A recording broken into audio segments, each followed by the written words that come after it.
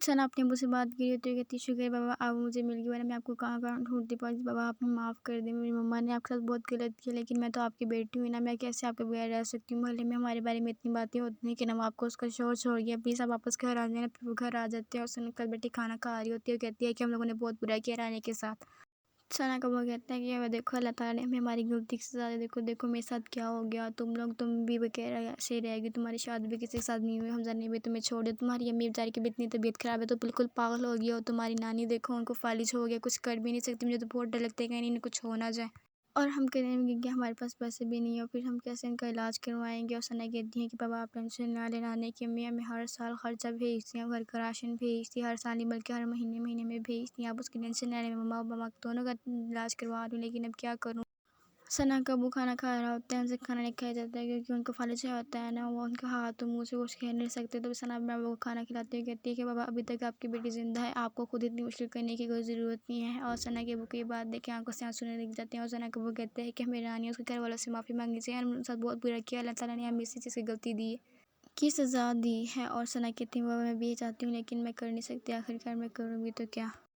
सना कहती है बाबा अगर मैं हमज़ा के पास गई भी रानी के पास तो मैं किन नज़रों से उनसे माफ़ी माँगूँगी, मैं तो माफ़ी माँग भी नहीं सकती, मैं कुछ भी नहीं कर सकती सिवाय माफ़ी।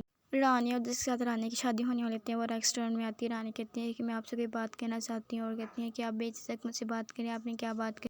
रानी से कहती है कि मैं आपको पसंद आई कि नहीं, वो कहता है कि मुझे आप बहुत पसंद आई, मैं तो आपके लिए मेरा हाल करने को राज़ी हूँ, बस आप पे डिपेंड है कि आप मुझे बारे में क्या सोचती हो। कहती है कि आप मुझे अपनी हॉबीज़ के बारे में बताएँ कि आपकी क्या हॉबीज़ है, आप किस रहना चाहते हैं, आपको क्या पसंद है, आपको क्या नहीं। वो कहते हैं ठीक है पहले आप मुझे बताएँ फिर मैं आपको बताता हूँ। हमज़ा भी उसी रेस्टोरेंट में जाता है जहाँ रानिया और जिसका रानी की शादी होने वाली होती है। हमज़ा अचानक से उन दोनों को देख लेते हैं, उनके पास जाता है। रानिया और जिसके साथ रानी की शादी होने वाली होती है वो दोनों हँस रहे होते हैं और तभी हमज़ा उनके ऊपर आ जाते हैं। हमज़ा कहते हैं कि तुम लोग क्या कर रहे हो? रानी ये कौन है? तुमने तो इसके बारे में मुझे बताया ही नहीं।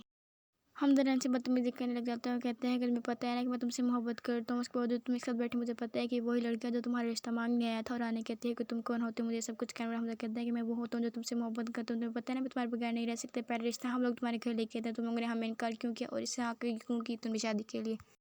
रानी से कहती है कि तुम कौन होते हो ये फैसला करने वाले कि मुझे किसके साथ जाना चाहिए, किसके साथ नहीं, ये मेरी अपनी मर्ज़ी हो, मैं अपनी मर्ज़ी में जो करूँ या नहीं, तुम उसमें बोलने वाले कोई भी नहीं होते। हमज़ा कहता है कि मैं तुम्हारा कज़न होता है, मेरी मर्ज़ी तुम जो कहूँ या नहीं कहूँ। रानी कहती है कि तुम मेरे कज़न हो ना, तुम मेरे हस्बैंड या मेरे रिश्तेदार नहीं हो जो तुम मुझसे इस तरह बात करो। शट अप हमज़ा यहाँ से।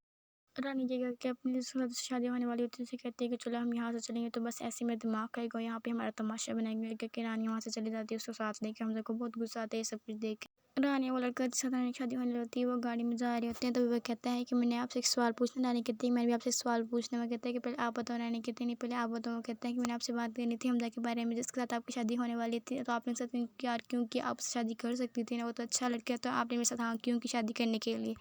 रानी से कहती हैं कि इसका मतलब मैं ये समझूँ कि आप मुझसे शादी नहीं करना चाहते, अगर आप मुझसे शादी नहीं करना चाहते तो मुझे लड़कों की कमी नहीं है, मैं किसी और से शादी कर लूँगा। कहते हैं नहीं मेरा ये मतलब नहीं है, मैं तो ऐसे ही कह रहा था कि आप उसका सिलेक्शन रखना ना रखें, आप उसको छोड़ दें, अगर आप उसके साथ रहेंगे तो हम दोनों की किस तरह शादी होगी, तो हमेशा इस तरह रोकेंगे, बार-बार आएगा, हमारी शादी भी नहीं होने देगा।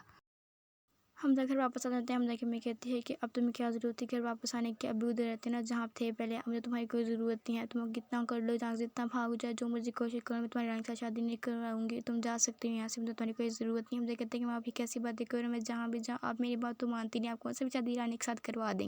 हमज़ा कहता है आखिरकार मैं करूँ भी क्या, मैं आपके पास आऊँ तो आप ही एक ज़िद पे अड़ी हैं कि आप मुझसे शादी करी हो, रानी भी इसी ज़िद पे अड़ी है, आखिरकार मैं करूँ भी तो क्या, मैं ना आ जा सकता हूँ ना पर हर जगह से मैं फँसा हुआ, मुझे तो बताओ आखिरकार मैं क्या करूँ, मैं तो आप लोग के बीच में फँसा हुआ। पुराने काम कर रही होती है, सोचती कहती है काश अबू अब तक ज़िंदा होते। फिर वो हमज़ा के बारे में सोचती हुई कहती है कि हमज़ा को वहाँ की इस तरह बदतमीज़ी नहीं करनी चाहिए थी मेरे साथ।